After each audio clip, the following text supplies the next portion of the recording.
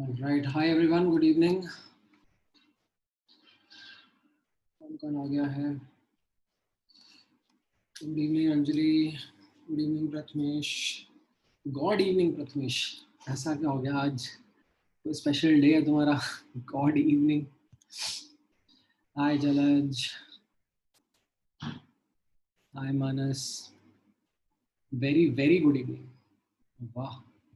मतलब टेस्ट अच्छा गया है तुम्हारा मानस, ऐसा लग रहा है. Hi, good evening Sanika. Good evening Rugved. Hi Ravi. Good evening Sumit.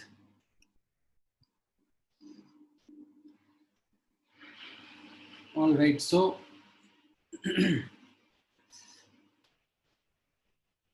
all right, hi everyone. तो आप लोगों का टेस्ट काफी अच्छा गया ऐसा लग रहा है मुझे. आज सब अच्छे मूड में हैं. Oh my God, Aryan is with शुभ संध्या. चलो अच्छा है, अभी शुभ संध्या ही कर रहे हो, वरना शुभ रात्रि करके तुम बोलो सर हो गया आज का.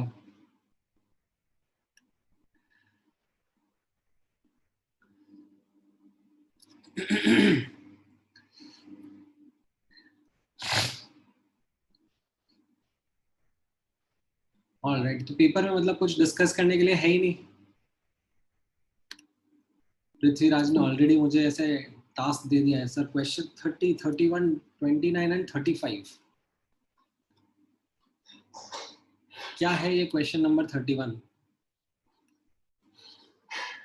बताओ जरा, मतलब मुझे कहाँ मिलेगा ये पेपर? आप लोगों ने ग्रुप पे डाला था क्या? किसी ने आई थिंक डाला भी है. Let me just check.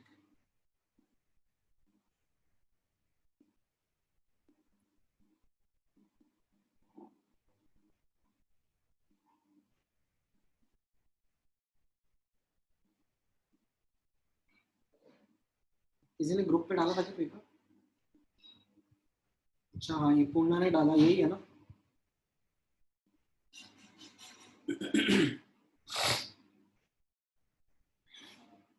First question.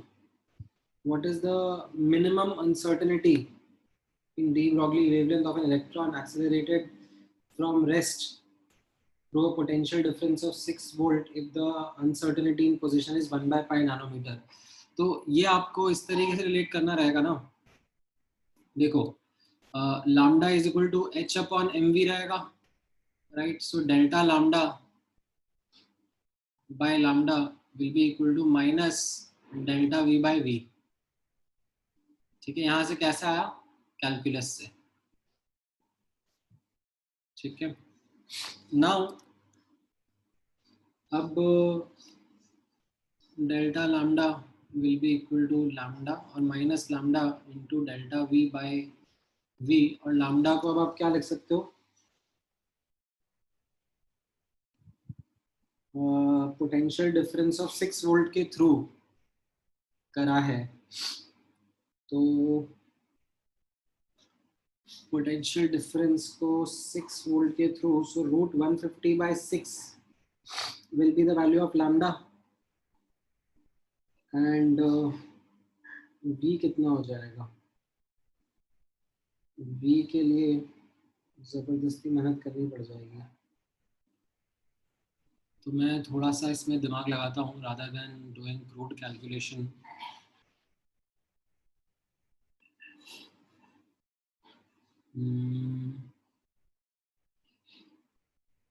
इसमें if I choose to write this as GB will be, so delta x dot m delta v is greater than h upon 4 pi. तो delta v जरूर आ जाएगा.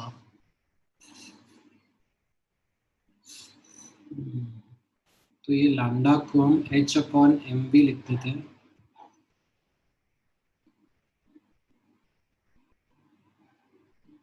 Delta v को लिखते हैं हम h upon 4 पाई m delta x. ये तो मतलब कुछ सिंप्लीफाई हो नहीं रहा इतने अच्छे से। इसमें delta lambda is equal to minus lambda delta V by we.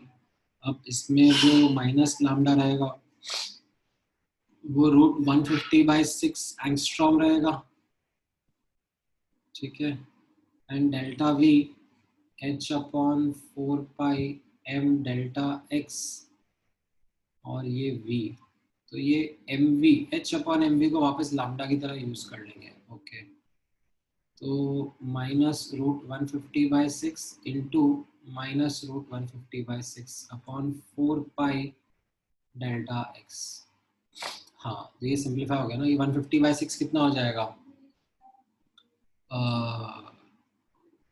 75/25, तो 25/4 पाई, और डेल्टा एक्स को कितना बोला है, डेल्टा एक्स इज 1/पाई, ठीक है। अभी एंगस्ट्रॉम में था, नैनोमीटर में, तो वो थोड़ा सा देख लेना, like you will have to adjust the units accordingly, क्योंकि आपसे जो पूछा जा रहा है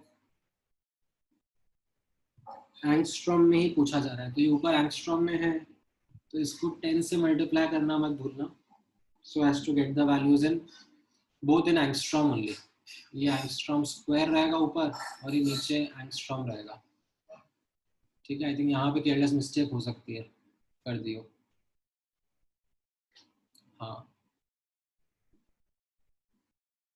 वैसे भी चलेगा ना, एक ही बात है। अब लैम्डा को डिफरेंशिएट कर दो तो भी आपका सी, ये रिजल्ट कैलकुलस से ही आएगा। अब आप D lambda by D V करो या डी लैम्डा बाई या D V by D lambda करो हाँ, तो you will be a little stuck with your calculation if you don't go via this approach, ठीक है। इसमें ये h अपॉन mv को मैंने फिर से लैम्डा लिख दिया, so as to make things easier। तो इसमें कैलकुलेशन का ट्रिक था, apart from just knowing the formula as well, ठीक है। ये h बाय mv को मैंने फिर से लैम्डा लिख दिया, तो कैलकुलेशन बच जाएगी। अदरवाइज तुम्हारा आंसर आएगा, नॉर्मल मेथड से भी आंसर आएगा, बट कैलकुलेशन थोड़ी सी ट्रिकी हो जाएंगी। नहीं, ऐसा नोट डाउन मत करो, ये कोई नोट डाउन करने वाला मेथड नहीं है। This is not a method to remember by. ये मतलब ऐसा है कि आपको स्ट्राइक करना चाहिए ऑन द गो। हाँ हाँ हाँ, आई कैन अंडरस्टैंड। ऐसे क्वेश्चंस विद प्रैक्टिस से ही हाँ स्ट्राइक होता है। तो अब ये कैसे हो गया, this becomes a good question like for future revisions. तो ऐसे क्वेश्चंस को हाईलाइट करके रखना है, दैट अब रट्टा नहीं मारना है अप्रोच का, but what is the key takeaway from this question is the fact that ये क्वेश्चन, ठीक है, जब अभी आपके सामने मैंने भी पढ़ा ना, तो मैं भी स्टक हो गया था कि मैं कैसे करूं। एंड मेरे भी दिमाग में पहले यही आया था थॉट प्रोसेस कि मैं D lambda by D V कर देता हूँ, तो ये -h/mv² हो जाएगा। एंड फिर ये डी वी को वहाँ से सब्स्टिट्यूट कर दूंगा हाइजेनबर्ग्स अनसर्टेनिटी प्रिंसिपल से। Then I looked at the options and I realise कि यार ये इतना सिंप्लीफाइड तो नहीं लग रहा है, क्योंकि अगर मुझे ये इसको मैं ऐसे h अपॉन एम वी निकाल लूंगा, बट ये 1/v स्पीड को कैलकुलेट करने में तो बहुत जान निकल जाएगी। एंड ऐसा लग नहीं रहा है कि इस क्वेश्चन का डेटा देख के कि इतनी गंदी कैलकुलेशंस होनी चाहिए इसमें। सो ये थोड़ा सा प्रैक्टिस के साथ ही आता है, ठीक है। तो हाँ, मतलब make a log book of all these good shortlisted questions and the kind of errors that you make, ठीक है। और कौन से क्वेश्चन में डाउट है, क्विकली बताओ।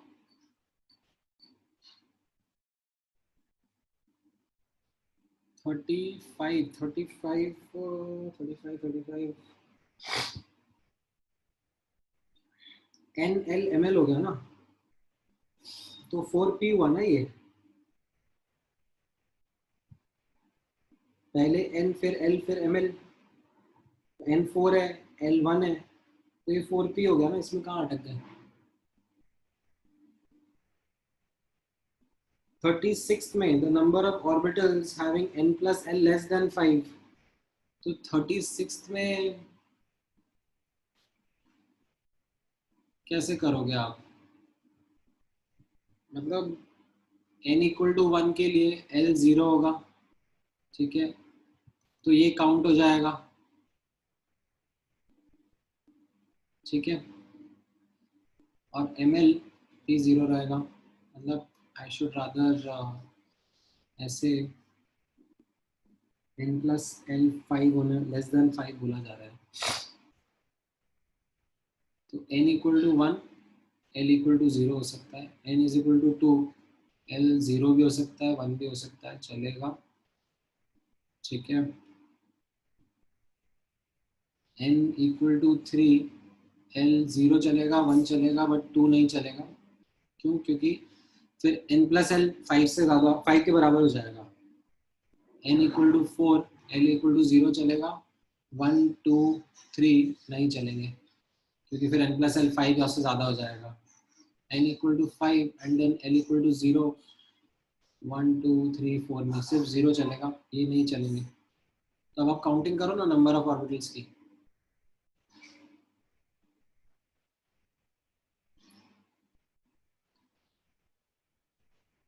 मतलब ये एक ऑर्बिटल हो जाएगा, ये 4 ऑर्बिटल हो जाएंगे, ये भी 4 हो जाएंगे, ये एक रहेगा और ये एक रहेगा, तो टोटल 11।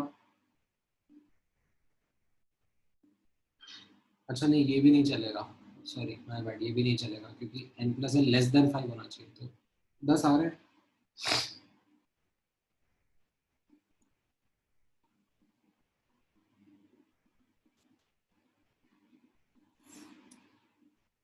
ठीक है,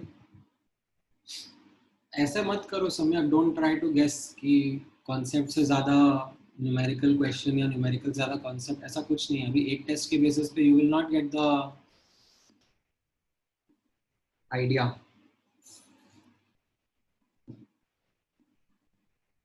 राइट।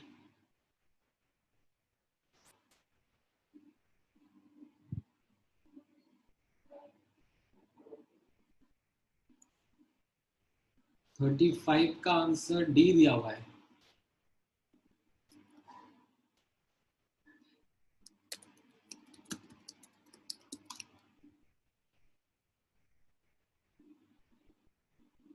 ऐसा क्यों,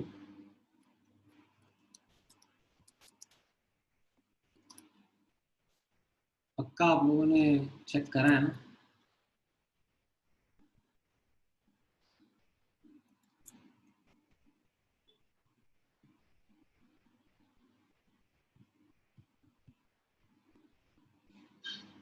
आंसर की वगैरह सब आ गया ना अभी? हाँ भाई, आंसर की ढंग से चेक करो, लक्ष्मी कह रही है इसलिए दिया हुआ है।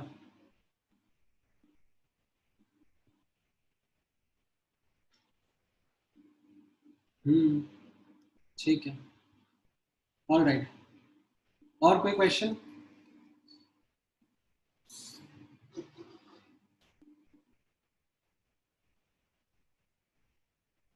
28 29, नहीं ये सब आने चाहिए, 29 तो मैं नहीं बताऊंगा, this is something which you should be able to get. 28 में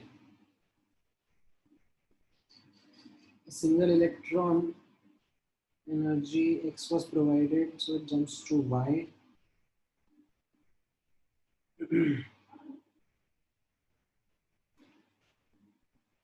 A single electron species in energy level n है, which has orbit energy x, okay, तो x क्या हो गया 28 में, x is equal to minus 13.6 minus 13.6 z square by n square, and then y क्या हो जाएगा, y के लिए आपको बोला जा रहा है it jumps to a higher energy level y, and it can emit 6 different wavelengths upon de-excitations between these two energy levels. So delta n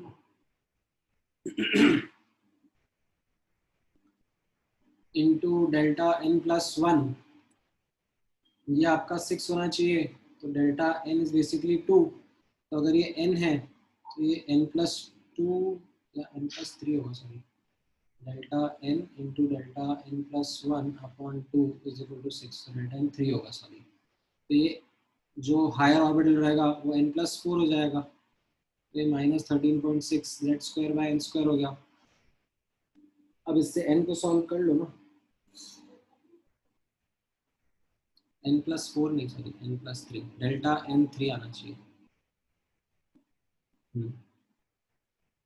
बस इनको डिवाइड करो तो ये जेड स्क्वायर 13.6 सब कट जाएंगे, x by y will be equal to n plus 3 upon n का whole square, and solve for it. यहाँ पे ये एक ऑर्बिटल s का, ये एक s का 3 पी के, एक s के 3 पी के, और ये एक s का, क्या बात करोगे? इतना तो कनेक्ट करो। थोड़ा फास्ट होना पड़ेगा यार, ऐसे कब तक स्लो स्लो करेंगे अपन।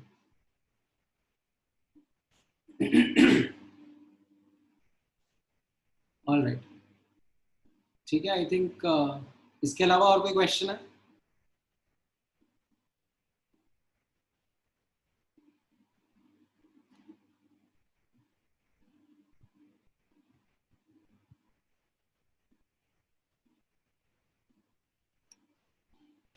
All right, cool. Then analysis करना अपने पेपर का, ठीक है, जैसे मैंने आपको लास्ट क्लास में बताया था।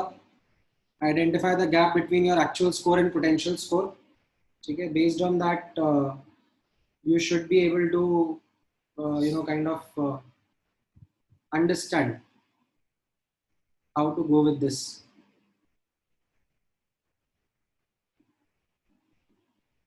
ठीक है। सो नाउ आज की क्लास में हम गैसियस स्टेट का डिस्कशन करते हैं,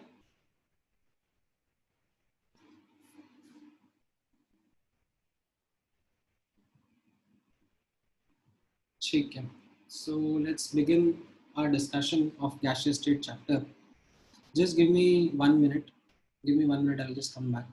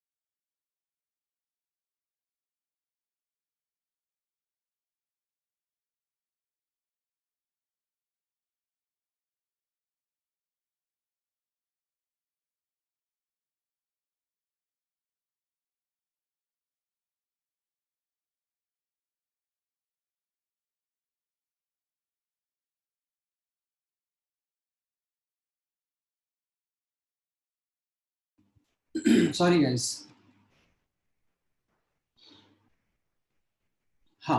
Let me come back now. So let's begin today's discussion.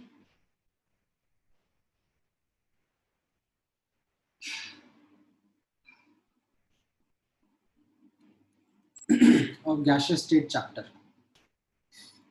So इसका एक बेसिक बैकग्राउंड आप लोगों ने मोल कंसेप्ट में भी देखा था, ठीक है, बट अब हम इस चैप्टर की थोड़ी डिटेल्स में जाएंगे. Now, from exam perspective, the chapter is something which becomes quite important to grasp, because as a standalone chapter, you may not find कि इसका बहुत ज़्यादा weightage है, but this chapter becomes very important, ठीक है, very important for you to build into thermodynamics as a chapter, as well as another chapter in future called as chemical equilibrium. So इस chapter की knowledge इन आने वाले 2 chapters में बहुत use आती है, ठीक है. You are supposed to understand the concepts well within this chapter. Otherwise, you will end up struggling with one of the most important chapters going to come forward, that is thermodynamics. Now, overall, if you ask me about the outline of this chapter, तो हम लोग इस chapter को 2 parts में divide करेंगे, ठीक है. Our initial phase of this chapter will be discussion of ideal gas, ठीक है, and then we will talk about real gas behavior also. Now, major coverage of the chapter, you can say 70% will be associated with ideal gas and only 30% will be associated with real gas. Now, having said this, many times students के दिमाग में like the first question comes in that if real gases are the ones which are real, like why aren't we studying them more? Why are we wasting our time with ideal gases? We should rather just directly focus upon real gases and understand their behavior. Now, in order to help you understand, focus that real gases का जो behavior होता है, वो ideal behavior से थोड़ा deviated ही रहता है. ऐसा नहीं है कि रियल गैसेस अपने आप में कुछ बहुत ही अलग सा ड्रास्टिक सा चेंज शो कर देते हैं, ठीक है. हम जो स्टडी करेंगे एक बेसिक फंडामेंटल डेफिनेशन के साथ में, जो हम प्रॉपर्टीज एंड बिहेवियर स्टडी करेंगे under the heading of ideal gas, उसी का deviation is what is going to come in real gases. And if we develop that base of ideal gas quite well, then the understanding of how real gas deviates from ideal behavior becomes a very easy way to learn about real gases. ठीक है. Starting में you will find कि कोई भी text book में आपको ऐसे real gases के बिहेवियर के बारे में नहीं बताया जाता है. हमेशा the learning happens in this way that ideal gas की स्टडी पहले कराई जाती है, so that you can understand how real gases are going to deviate from that behavior. ठीक है. Now, having spoken about this outline, let me first start with what is the definition of ideal gas. Okay, so यहाँ पर let me begin our discussion, begin the chapter with what is meant by ideal gas for us. ठीक है. अच्छा, मैं इस चीज में नहीं जा रहा हूँ, solid liquid gas differentiating 3 phases of matter, ठीक है, उस लेवल ऑफ डिटेल पे नहीं जा रहा हूँ मैं, क्योंकि आई एम अज्यूमिंग कि इतना बेसिक आप लोग जूनियर क्लासेस से पढ़ के आए हो, that based upon the energy associated with the atoms or molecules in a substance, it can exist in solid, liquid or gaseous state. Gaseous state is the one in which the atoms or molecules possess maximum energy, maximum kinetic energy, so to say, because the atoms can freely move in the space or the system that they are confined in. Now, what I'm going to do is I'm going to start with ideal gases and their assumptions, okay, as the first piece of information. So यहाँ पर notice करना, हम लोग जब ideal gas define करते हैं, ठीक है, after understanding what gas is, the assumption that goes behind understanding ideal gas is that there are two important assumptions. One is the actual size, or you can say volume, of atoms or molecules, or you can say particles of gas is negligible as compared to the volume of system it is present in. ठीक है, सो हम लोग एक vessel रहेगा, vessel के अंदर let's say there would be some gas that would be present. So what we are saying is that these actual atoms या molecules का जो volume है, ठीक है, if somehow we are let's say able to trap them all together and kind of liquefy them or solidify them, then इनका volume as compared to the overall volume of the vessel is something that can be easily neglected. Now इसका implication आगे हम लोग किस तरीके से use करेंगे, ठीक है, वो मैं आपको बता देता हूँ. गोइंग फॉरवर्ड हम लोग इसका यूज करेंगे किस तरीके से, वो ऑब्जर्व करना. What we mean by this assumption is that the entire volume of system, ठीक है,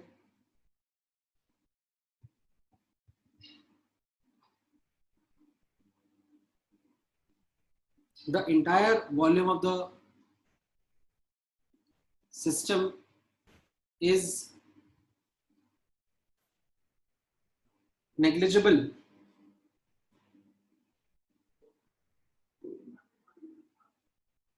or not so negligible, I should say, the entire volume of the system is available for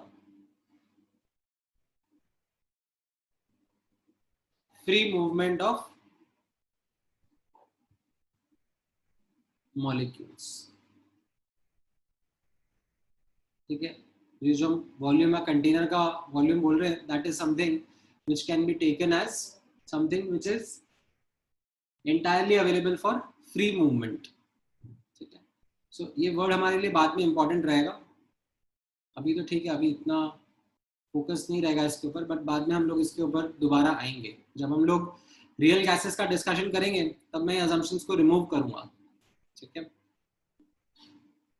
second assumption that goes in defining this upcoming or you can say second assumption that goes in defining the ideal gas is something in this manner. Okay.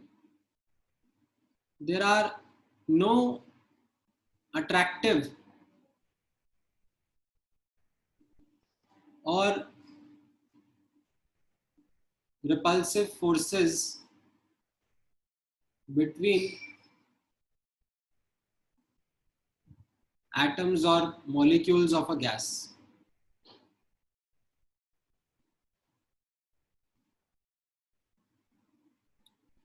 ठीक है, so what we mean to say is that ये जो particles हैं, they are like hard spheres, ठीक है, and they are moving randomly, ठीक है, in any direction, and they are not attracted or influenced by each other.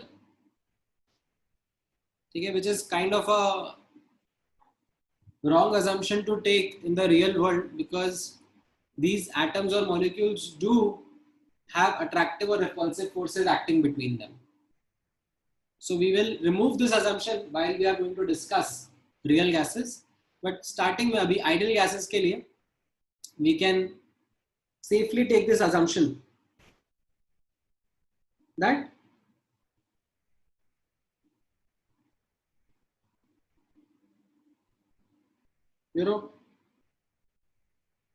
there are no attractive or repulsive forces acting on these atoms or molecules. Now, what we mean to say by this is that ideal gas cannot be liquefied. Okay, this is something which will be our important assumption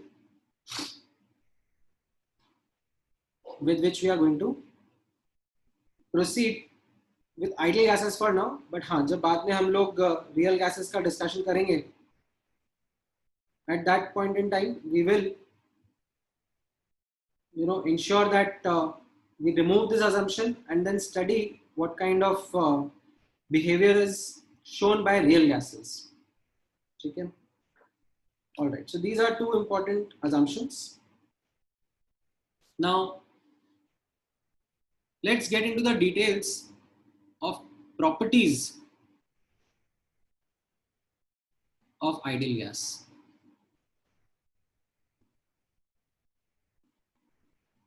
Now, अब आप यहाँ पर observe करना,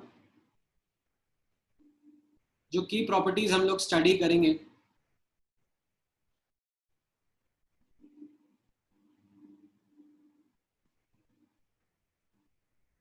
हाँ, it is an assumption, yes, that ideal gases are something cannot be liquefied.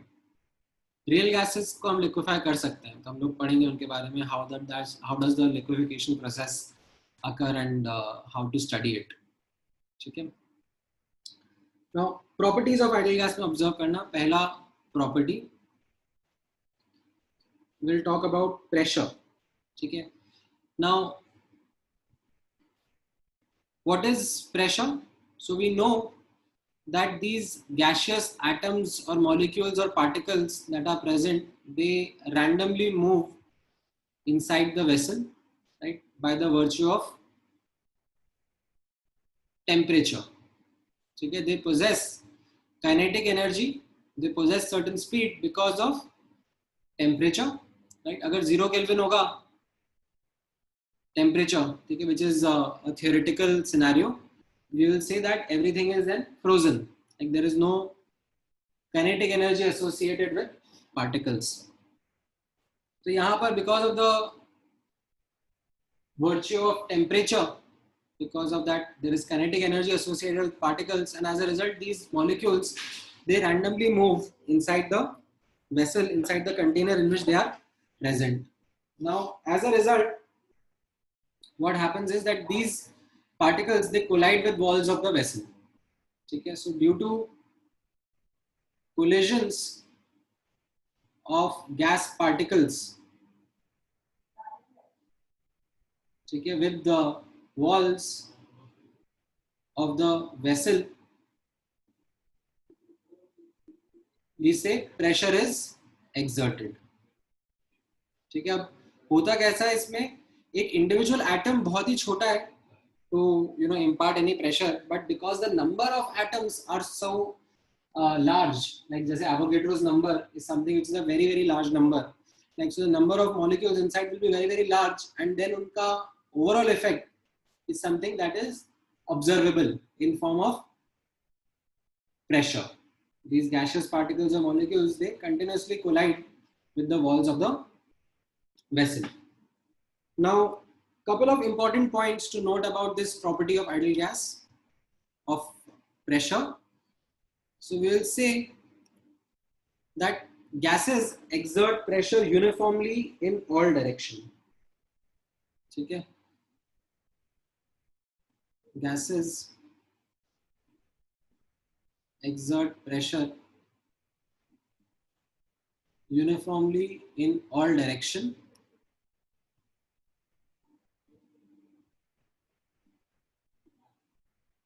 and we will also highlight the fact that we neglect effect of gravitation, ठीक है, on gaseous particles in this chapter, ठीक है, for the sake of understanding of ideal gases, right, हम लोग यहाँ पर अभी gravitation का effect नहीं लेंगे, ठीक है, otherwise you know, if there is a gravitational force which is acting downward, ठीक है, तो यहाँ नीचे की तरफ we will say that gas का pressure ज़्यादा होगा.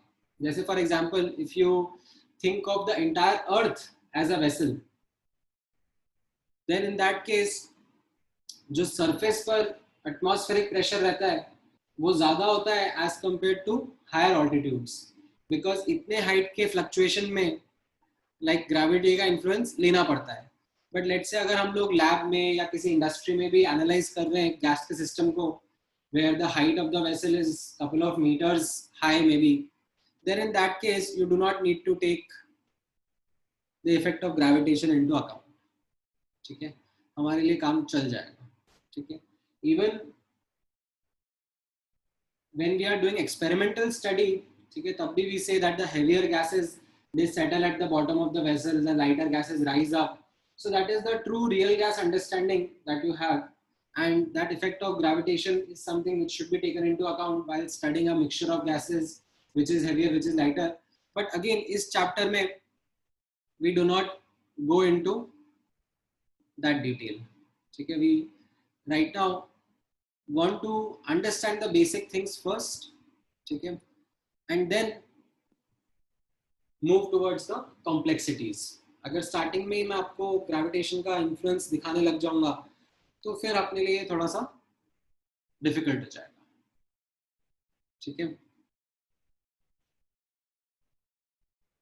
So for all practical purposes हमारे लिए अभी gases exert pressure uniformly in all directions, ठीक है. जो बायस होगा डायरेक्शन का towards the downward direction is something that can be neglected right now. Don't need to worry about it. Now units का खास ध्यान रखना पड़ेगा. Units is something which is going to be very very crucial in this chapter.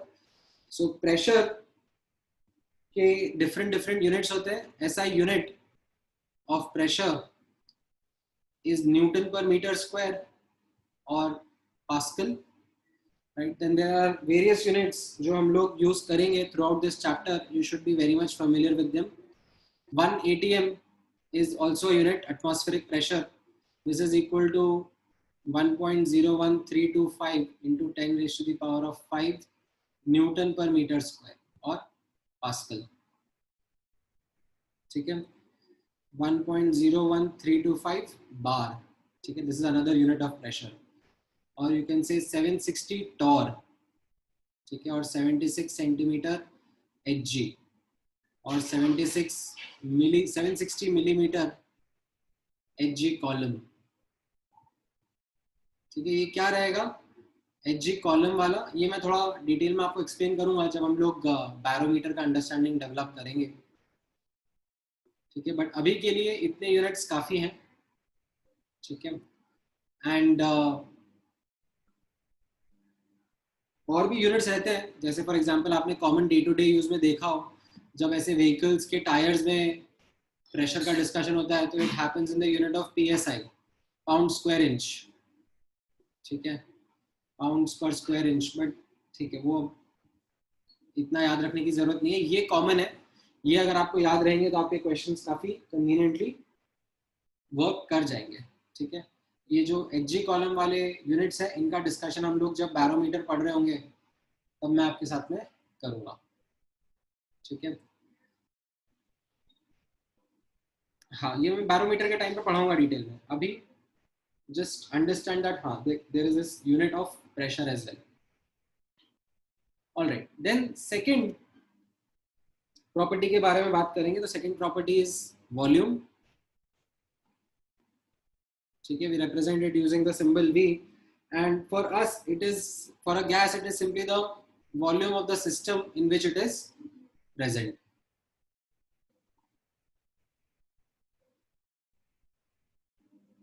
So we take that as the volume that is available for free movement. Now again, SI unit is something which is pretty straightforward in this case as well, right?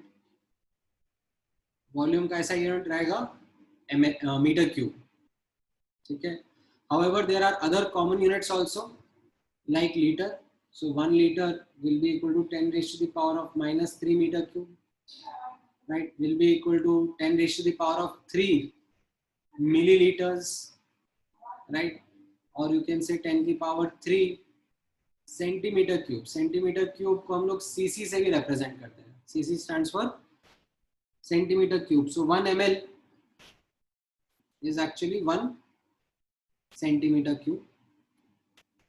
तो ये common interconversion है between units जो आपको पता रहने चाहिए. Like 1 litre is equal to 1 dm cube, right? dm stands for decimetre.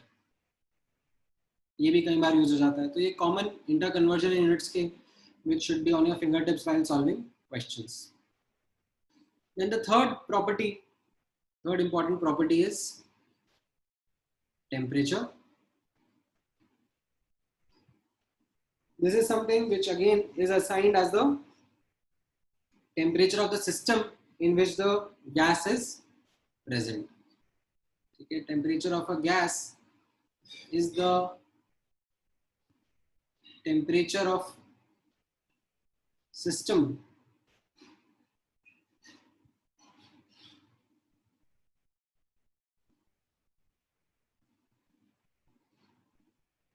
in which it is present. Now interestingly, यहाँ पर एक important concept रहेगा, ठीक है, which you must understand that temperature, ठीक है. वैसे तो हम लोग ये बाकी सब प्रॉपर्टीज के लिए भी बात कर सकते हैं, ठीक है, बट टेम्परेचर के लिए specifically I would want to highlight this that temperature is defined at a sample level, ठीक है, at a collection level. You do not talk about temperature at an individual atom या molecule का level, ठीक है. what you can say is that yes, individual atom or molecule will possess certain speed, certain kinetic energy. Let's say you have a sample of gaseous atoms, ठीक है. तो इसमें ऐसा तो नहीं है ना कि हर एटम, जो भी एटम प्रेजेंट है, सबकी सेम स्पीड है, ठीक है. किसी की कम स्पीड होगी, किसी की ज्यादा स्पीड होगी. So what we are representing here is an average representation of the entire sample. Okay, so this temperature that we define for gases is defined at a collection level. It is not something which is going to be discussed at an individual atom or molecule level. ठीक है, तो ये एक चीज अपन ध्यान रखेंगे, आगे काम आएगा. Now SI unit, again temperature का SI यूनिट क्या रहता है, right? SI unit of temperature is kelvin. We represent it using a capital K. Now within this, now you notice how it is going to work with other units also. Interconversion between other units of temperature यहाँ पे notice करना. ये एक relationship रहेगा. Temperature in Kelvin minus 273 upon 373 minus 273 will be temperature in degree centigrade minus 0 upon 100 minus 0 will be temperature in degree Fahrenheit. Degree ठीक है, centigrade और Fahrenheit के साथ में यूज होगा, केल्विन के साथ में मत यूज करना. minus 32 upon 232 minus 32. Now, the format with which this conversion between Kelvin and other units is written is something in this manner, that what we have written is temperature minus the melting point of H2O in whatever that unit जिसके बारे में हम लोग expression लिख रहे हैं, upon boiling point of water minus melting point of water. ठीक है, तो अगर मुझे कल को कोई नई यूनिट भी डिफाइन करनी है टेम्परेचर की, तो it must satisfy this relationship. This is how it is going to be defined. ठीक है, जैसे ये 32 degree Fahrenheit is the melting point और freezing point of water. 232 degree Fahrenheit is the boiling point of water. ये 232 होता है, या एक minute, let me just double confirm. 212 होता है. हाँ, माय बैड. मैं सोचूं कि 180 होता था डिनोमिनेटर में. 212, राइट. हाँ हाँ, आप लिख सकते हो ना, इसको भी 100 लिख सकते हो. ये जस्ट मैं एक फॉर्मेट बता रहा हूँ कि वाटर का melting point in kelvin is 273 and boiling point is 373 kelvin. तो ये इस तरीके से इस इंटर कन्वर्जन का स्ट्रक्चर है. Inter conversion between units of temperature. Then the fourth quantity that we talk about gases is the fourth property actually we talk about is it is the property or the amount in terms of moles. ठीक है, we represent it using small n. ठीक है, degree Celsius and degree centigrade में कोई अंतर नहीं है. ठीक है, they are one and the same thing. ठीक है. Now, moles क्या represent करता है? Mole represents the quantity of gas within a system.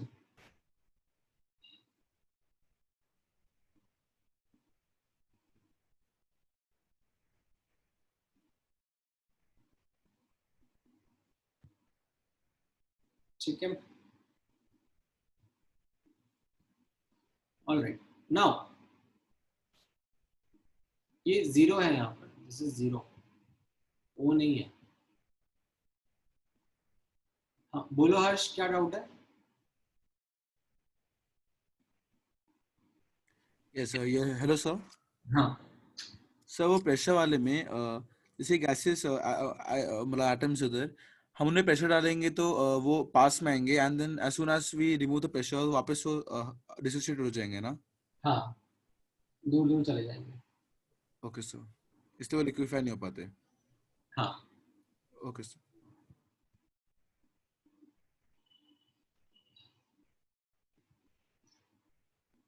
All right. Now, these are the four important properties of gases which we are going to discuss in a detailed and a more depth manner.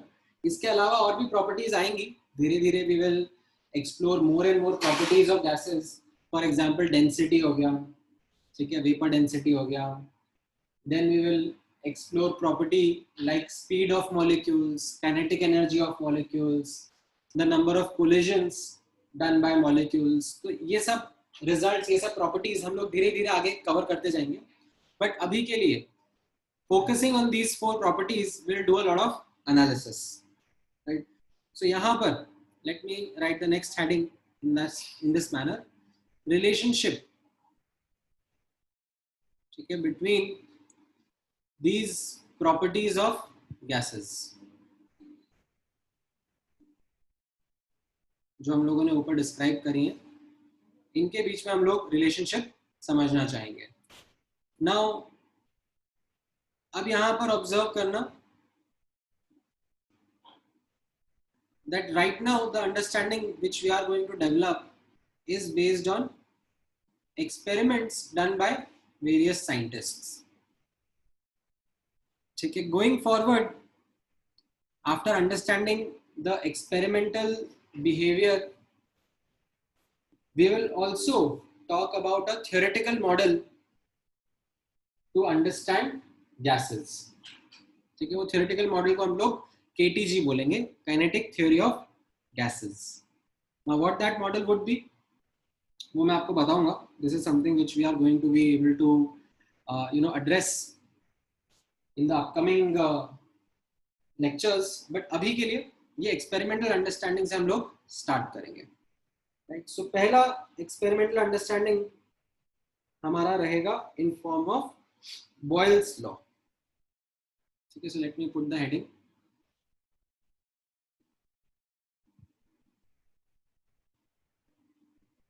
Boyle's law. अब इसके अंदर understand करना हमारा objective क्या रहेगा. ठीक है. Our objective will be to analyze the relationship between pressure and volume while keeping number of moles and temperature constant. Okay, that will be our objective. Now, any example which you would want to highlight as a setup for this?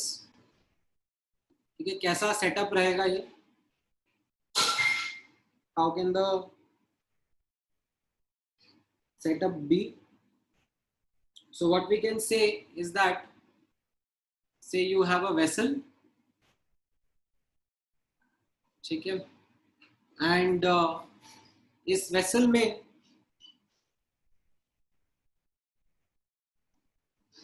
ठीक है, what you can do is have a gas trapped inside, and one of the boundaries is a flexible boundary, which is say a piston,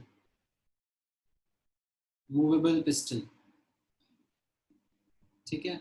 and ये जो walls हैं, ठीक है, ये walls are super conducting, मतलब perfectly conducting. तो इससे क्या हो जाएगा? Temperature of gas will be equal to the external atmospheric temperature and it will be constant. ठीक है. एंड ये क्लोज्ड वेसल रहेगा.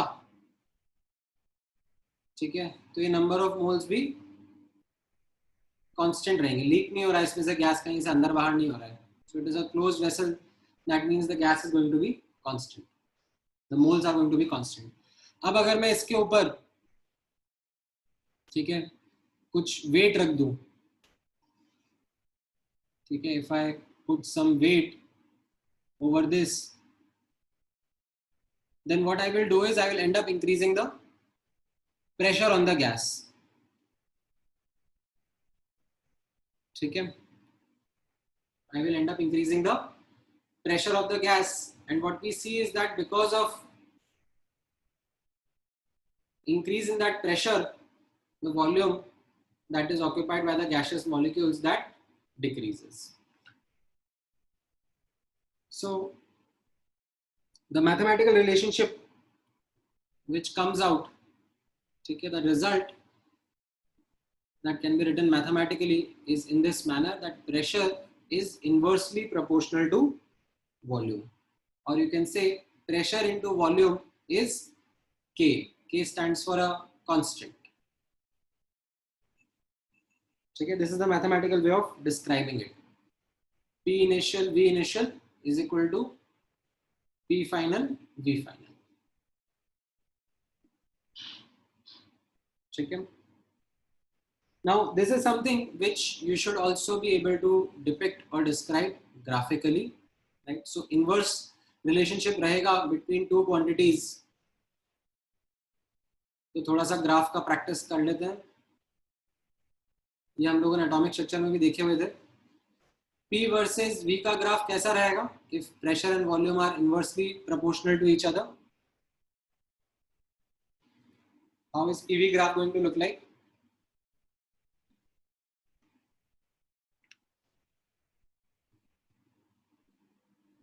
A curved graph, right? कि अगर वॉल्यूम इंक्रीज कर रहा है तो प्रेशर डिक्रीज करेगा, and we call this curve as a hyperbola. ठीक है. ये हम लोगों ने पहले भी पढ़ा था. ठीक है. these graphs are going to be given a generic name. ठीक है. मल्टीपल ग्राफ्स ड्रॉ करना चाहूंगा यहाँ पे. these graphs are going to be given a generic name called isotherms. Why? Because temperature is maintained constant while we are doing all these measurements. ठीक है, इस graph को हम लोग हाइपरबोला कहेंगे. अच्छा, if I ask you to draw a graph of, say, not P versus V, but say P versus 1 by V. Oops.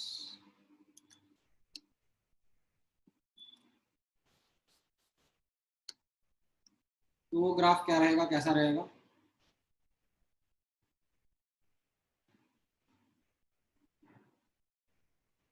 ये आप लोगों ने एटॉमिक स्ट्रक्चर में देखा है, हम लोगों ने पढ़ा भी है. अभी कैसा हो जाएगा? This will be a straight line. Why?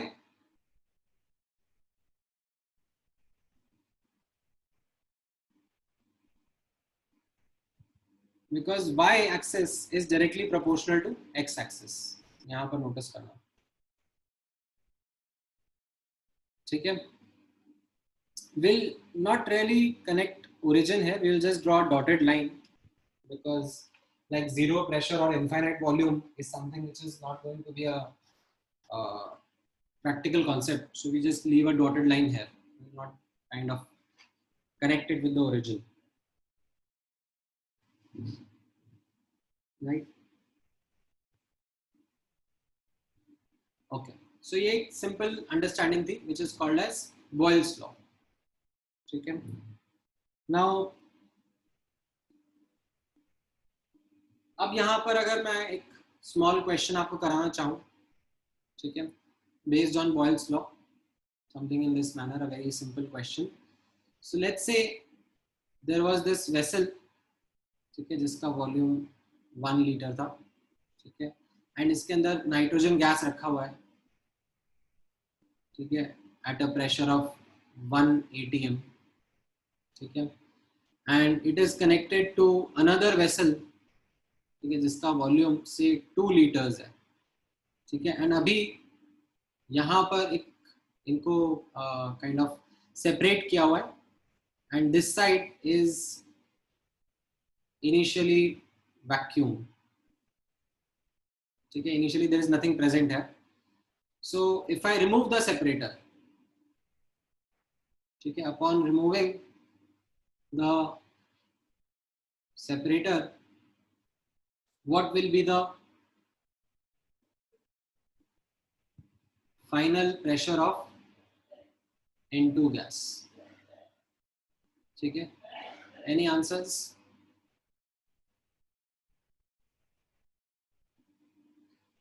हाँ, शिवांग का गलत है, सुमित का भी गलत है. जल्दबाजी में केयरलेस आंसर. केदार का सही है, वेरी गुड केदार. हार्दिक गलत, अरुल गलत, शुभम सही, पूर्णा सही, यश गलत, सुरावी गलत, सम्यक गलत. You are falling trap for the same careless mistake.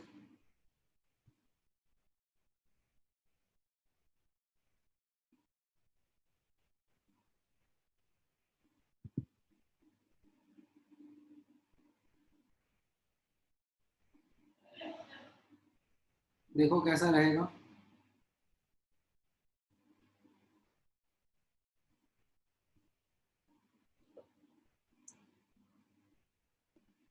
Five raise to the power of -3 atm. ये क्या करा तुमने Ravi? I am curious to know तुमने ये आंसर कहाँ से लेके आई. This is first time I am seeing something like this.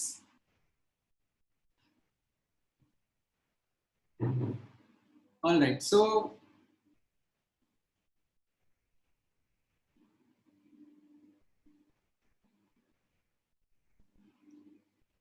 यहां पर ऑब्जर्व करना.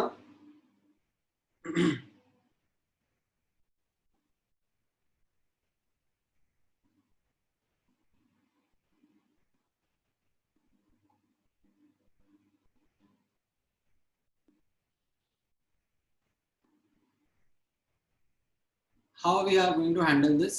Initial pressure is 1 atm and initial volume is 1 liter. ठीक है. Now अब नोटिस करना मोल्स, इनिशियल टेम्परेचर, इनिशियल कुछ तो होंगे एन या टी, ठीक है, मुझे इसके बारे में इंफॉर्मेशन नहीं दिया, ठीक है, मैंने वेरिएबल मान लिया, कोई फर्क नहीं पड़ता. Now once I remove the separator, ठीक है, so what will happen to moles and temperature, they are not going to change, क्योंकि इनके बारे में कोई इंफॉर्मेशन दिया ही नहीं है क्वेश्चन में, ठीक है. ये जो यहाँ पर जितने मोल्स थे, ठीक है, वही मोल्स पूरे के पूरे सिस्टम में फैल जाएंगे, right. This was just initially the volume was 1 liter, but finally the volume will be 1 plus 2 liters. The entire system will have N2 gas inside it,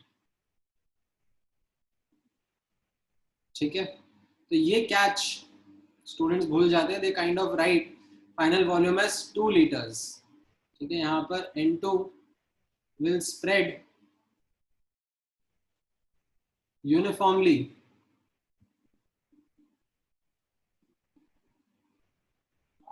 throughout the vessel, ठीक है.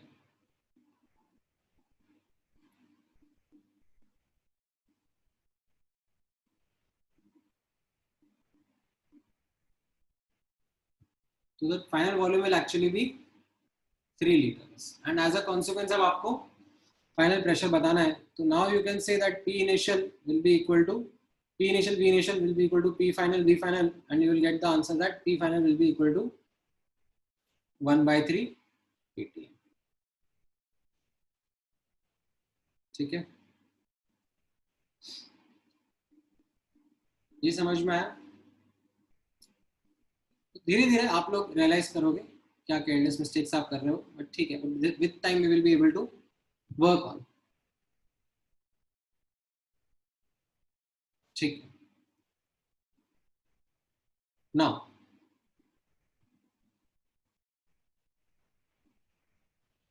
अब next observe करना, this was Boyle's law. Let me move on to the next one, which is Charles' law.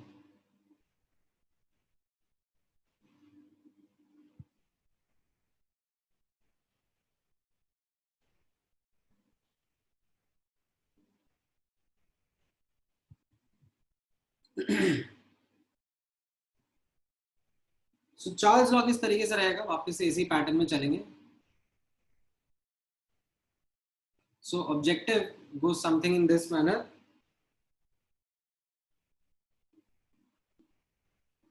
That we'll study volume versus temperature.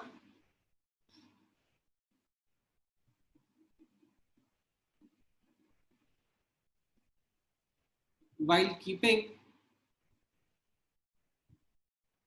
P and N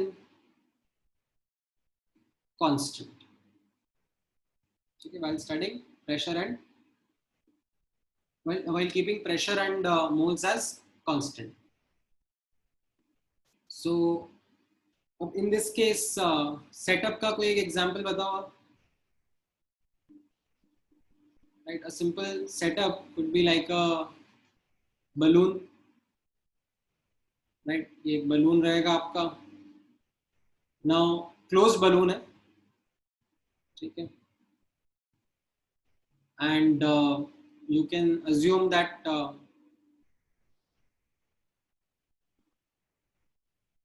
it is also thin, ठीक है. Thin closed balloon है.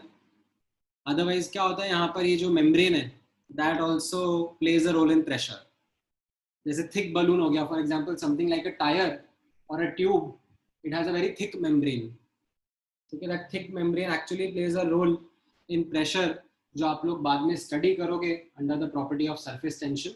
But अभी के लिए no complexities, a very simple case of a thin membrane balloon, ठीक है, जिसमें कैसा रहेगा, P internal will always be equal to P external, ठीक है. ये अंदर बाहर के प्रेशर बैलेंस होते जाएंगे,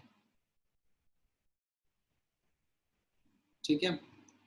So now what will happen if, let's say, you heat this up, okay, if you heat this balloon, then what can happen is that as temperature increases, volume of balloon will also increase. ठीक है, और you have this balloon, you can put it, let's say बाहर room में रखा हुआ था balloon, you put it inside the fridge and give it some time and check back again. What will happen that the temperature inside the gas of the gas inside the balloon will come down. As a result, you will find that the balloon has shrunk in its size. ठीक है, volume of the balloon decreases. So this experimental setup led to this mathematical result that we have in front of us, that volume is directly proportional to temperature. ठीक है, और you can say V by T is equal to constant. V1 upon T1 is equal to V2 upon T2. ठीक है,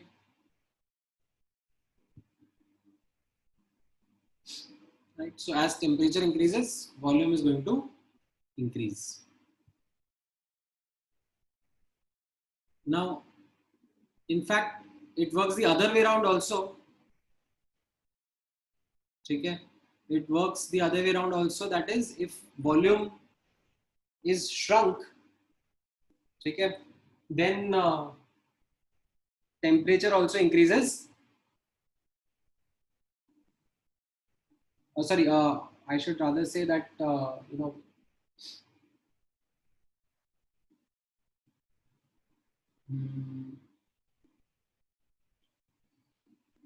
that will be actually more of a thermodynamic concept. ठीक है, अभी के लिए let it be.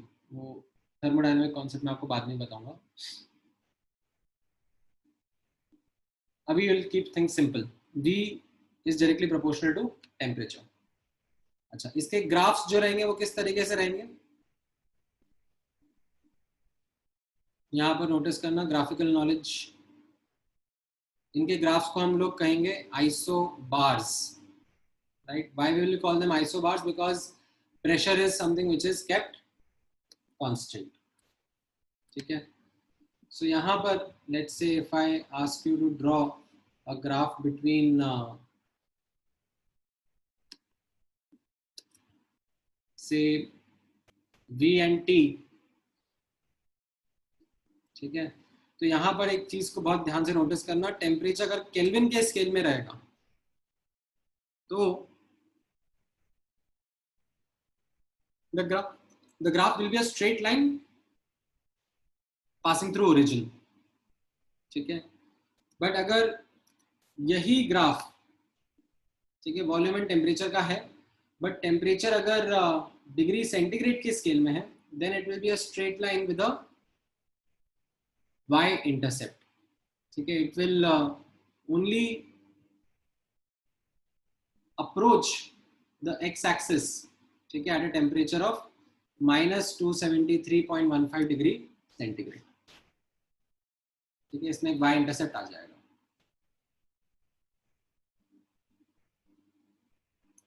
ठीक है, alright.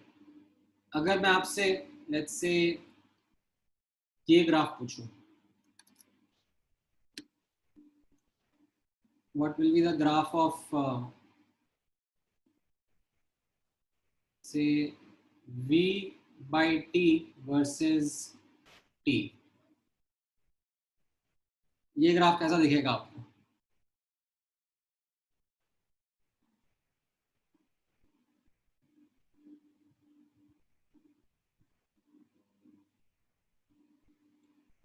Right, it will be a horizontal line because V by T itself is constant. आप टेम्परेचर कम ज्यादा कर रहे हो, ठीक है, उससे फर्क नहीं पड़ रहा ना. V by T ये मैंने यहाँ पर एस्टैब्लिश करा, it is constant, so it will be just a horizontal line parallel to the x axis. समझ में आया? Because V by T is constant, तो मैं अगर V by T versus V भी प्लॉट कर रहा हूँ, तो इट डजंट मैटर, वॉल्यूम कम ज्यादा हो रही है, कोई फर्क नहीं पड़ रहा. The graph of V by T will be something which will be constant. ठीक है, all right. Then let's take another experimental law. Okay, we call it Gay-Lussac's law. Now इसमें ऑब्जर्व करना, और objective will be to study pressure versus temperature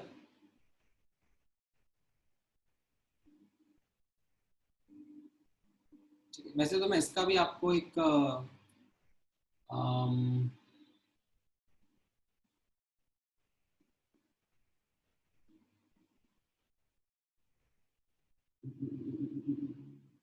चलो ठीक है, ये example के बाद में फिर मैं एक एग्जाम्पल देता हूँ. सो if I study pressure versus temperature, ठीक है, while keeping n and v the moles and volume constant, तो ये कैसा रहेगा. सेटअप तो इसका बहुत ही सिंपल होगा. सेटअप तो एक्सट्रीमली इजी रहेगा. You just take any rigid vessel, ठीक है, you have any closed rigid vessel, तो उसके अंदर मोल्स भी चेंज नहीं हो रहे हैं, वॉल्यूम भी चेंज नहीं हो रहा है, एंड लेट्स से आप इसको हीट अप कर रहे हो, तो क्या हो जाएगा, as temperature increases, pressure of the gas will increase. Like the kinetic energy associated with molecules is going to increase. They are going to strike the walls with more number of collisions and more momentum, and as a result more force is going to be exerted. As a result pressure is going to be increasing. ठीक है, तो ये एक simple सा setup हो गया आपके सामने, which will be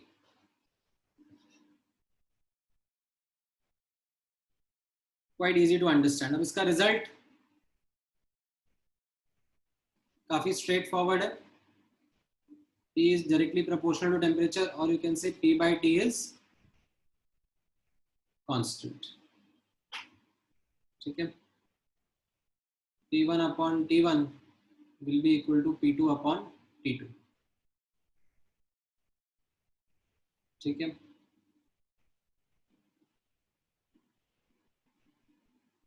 हाँ.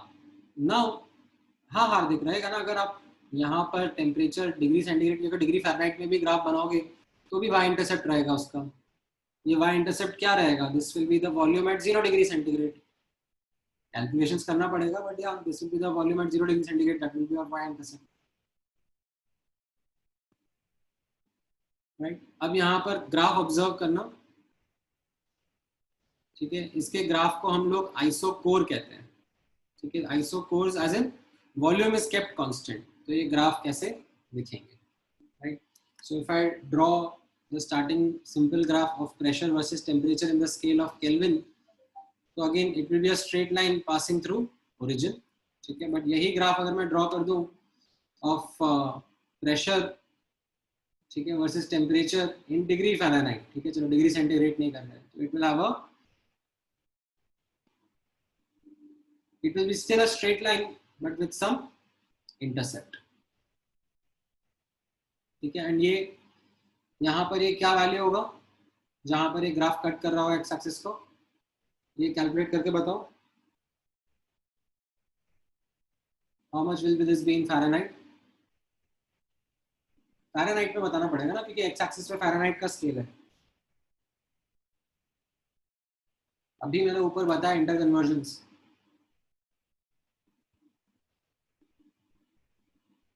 यहाँ पर देखो ना, ये इंटर कन्वर्जन में यहाँ पे क्या करना है अब आपको, इसको 0 लिखना है टेम्परेचर को. ठीक है, केल्विन में 0, तो फ़ारेनहाइट में कितना बोलोगे आप.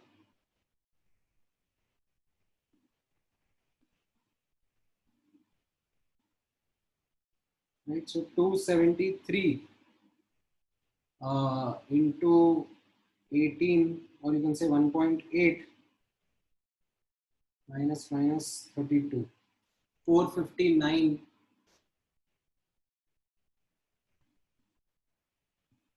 minus 459 डिग्री फ़ारेनहाइट आ रहा है.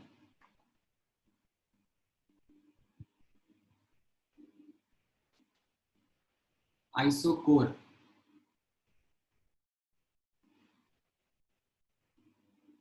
CHORE. ठीक है, अब यहाँ वो ठीक है 0.67 वगैरह ठीक है, वो डेसिमल प्लेसेस का ध्यान रख लेना, but I just wanted to help you do that interconversion.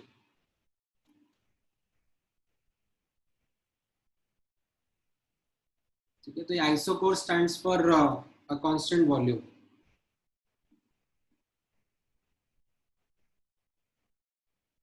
ठीक है,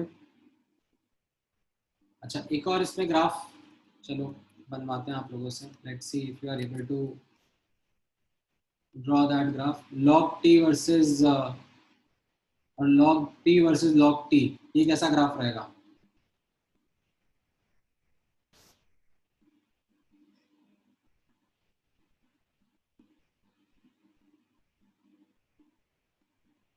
हाँ, टेम्परेचर कांस्टेंट रहता है तो ग्राफ को आइसोथर्म बोलते हैं, प्रेशर कांस्टेंट रहेगा तो ग्राफ्स को आइसोबार बोलते हैं, वॉल्यूम कांस्टेंट है तो ग्राफ्स को आइसोकोर बोलते हैं। ठीक है, ये वाला ग्राफ का ट्राई करो,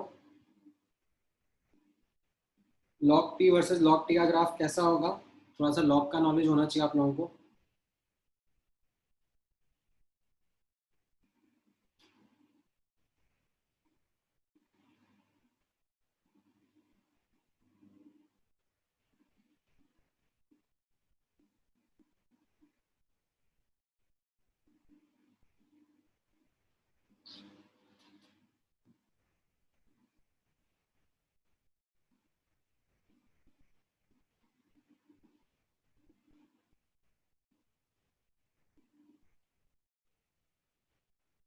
हाँ, स्ट्रेट लाइन रहेगा, right, it will be a straight line.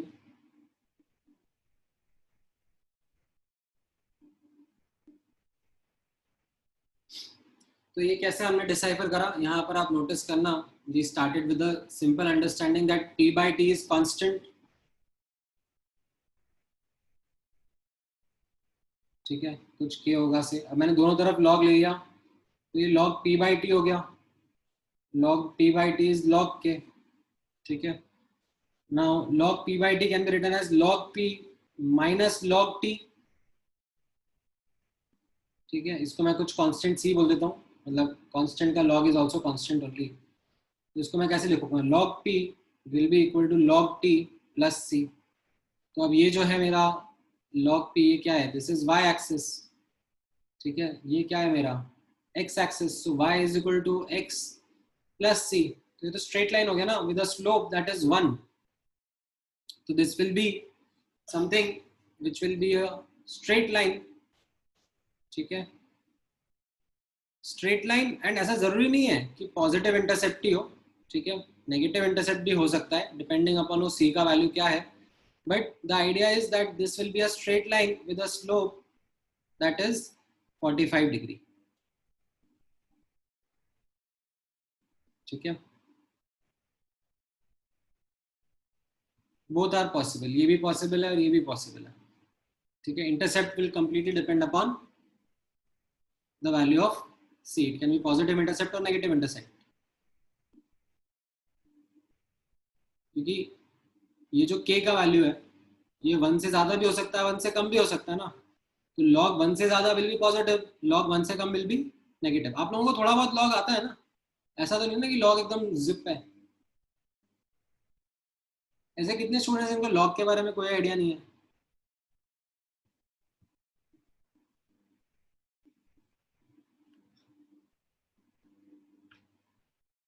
चल रहा है आप लोगों का मैथ्स में?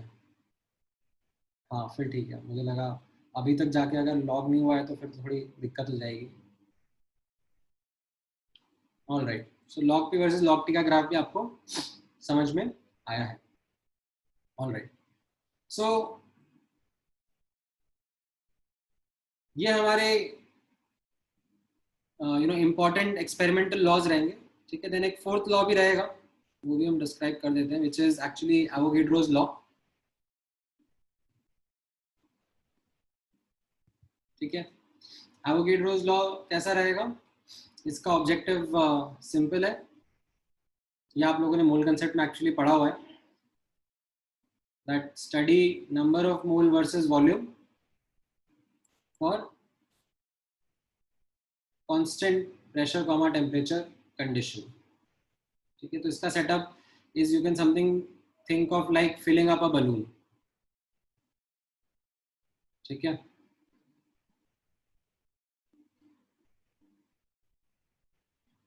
तो उसमें कैसा हो जाएगा, लाइक मोल्स अंदर आते जाएंगे एंड उससे वॉल्यूम बढ़ता जाएगा. And what we are going to say is that T internal is equal to P external. It is going to be constant, and temperature inside is also equal to temperature external, which is constant. ठीक है, moles increase हो जाएंगे तो volume भी increase हो जाएगा. Right, सो इसका mathematical result काफी सिंपल सा ही रहेगा हमारे लिए. n is directly proportional to v और n by v is constant. ठीक है, you can write n1 upon v1 will be equal to n2 upon v2.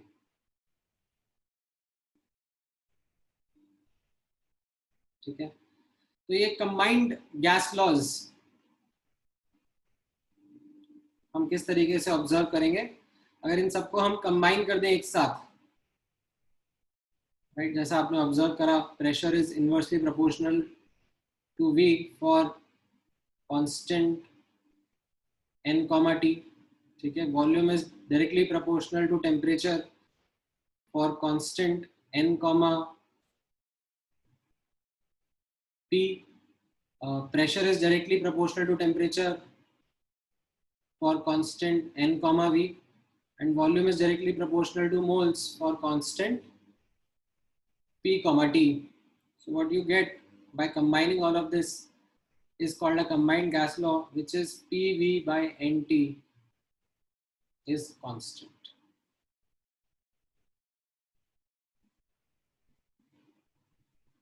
Okay, this is something which is going to be quite extensively used in our upcoming calculations. ठीक है,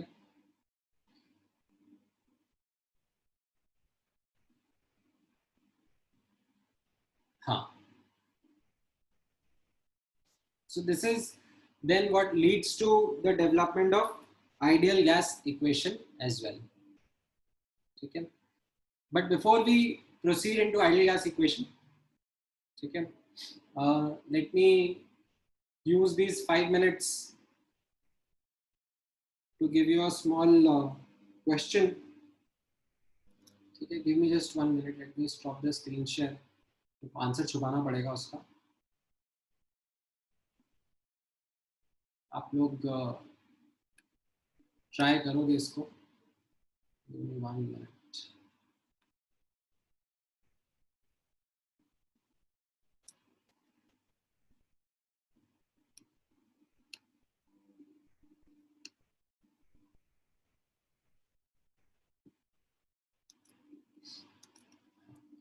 graphs के ऊपर ही question है.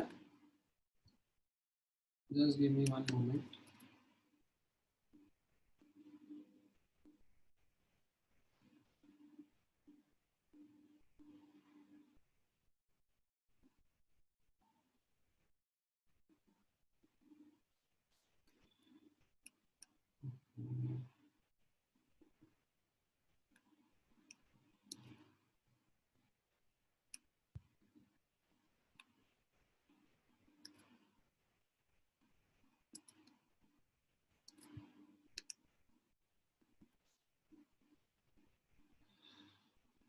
Just 1 moment.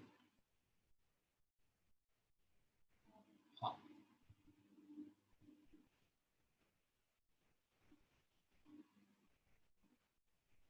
So based on what we have just studied as the combined gas equation, as the combined gas law, ठीक है, अब मैंने यहाँ पे 3 ग्राफ्स आपके सामने ड्रॉ करे. जो पहला ग्राफ है, ठीक है, वो P वर्सेस 1 by V का है. ठीक है, while keeping टेम्परेचर कांस्टेंट. तो एक ग्राफ आया किसी T1 टेम्परेचर पे, एक ग्राफ आया T2 पे, एक ग्राफ आया T3 पे. So what I have to do is identify the relationship between T1, T2, T3. कौन सा बड़ा है, कौन सा छोटा है. What I mean by relationship is कौन सा बड़ा, कौन सा छोटा. ठीक है, तो आप लोग ये वर्कआउट करके बताओ मुझे कैसा रहेगा। एंड नेक्स्ट क्लास में हम लोग यहीं से अपना डिस्कशन स्टार्ट करेंगे, ठीक है। अगर कोई बता पाएगा पहले पहले का ही, चलो अगर कोई बता पाएगा तो I am waiting, let me know.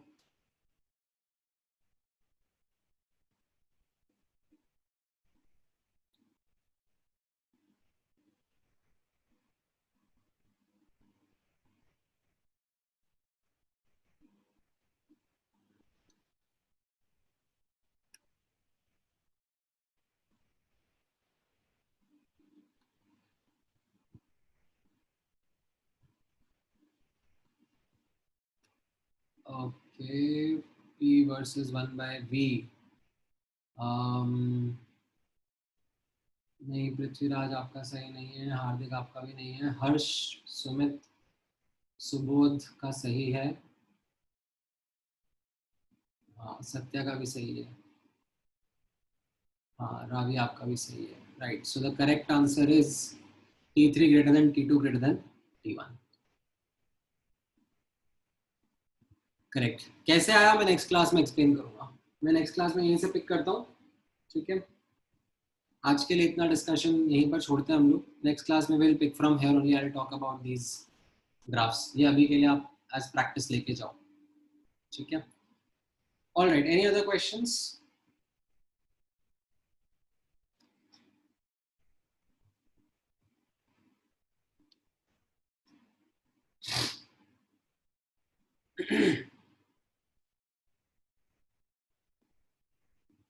35th of TWT, ये कर तो लिया हम लोगों ने डिस्कस, तुम अभी से अभी भी TWT पे अटके हुए हो।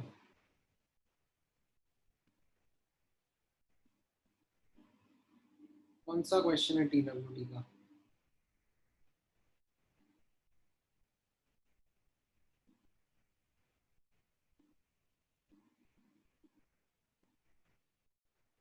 Hmm, 35th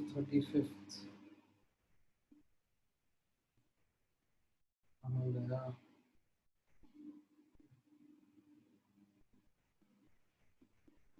हाँ, इसका बताया तो सही, 4p, क्या दिक्कत है इसमें? n equal to 1, l equal to n equal to 4, l equal to 1, तो 4p हो गया ना। इसमें क्या पूछ रहे हो वैष्णव?